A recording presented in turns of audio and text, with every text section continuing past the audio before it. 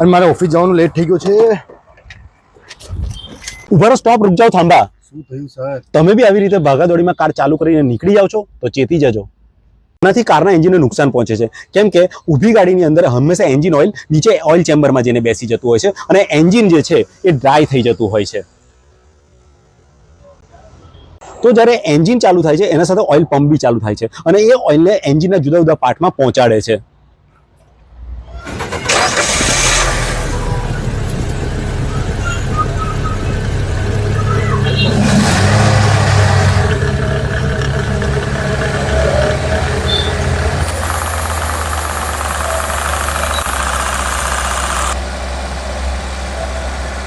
અને આ પ્રોસેસને થતા 40 થી 50 સેકન્ડનો સમય લાગે છે. તો કાર ચાલુ કરતા પહેલા ઇગ્નિશન આપો, બધી એન્જિન ચેકલાઇટ ચાલુ થઈને બંધ થવા દો અને એ પછી સેલ મારો.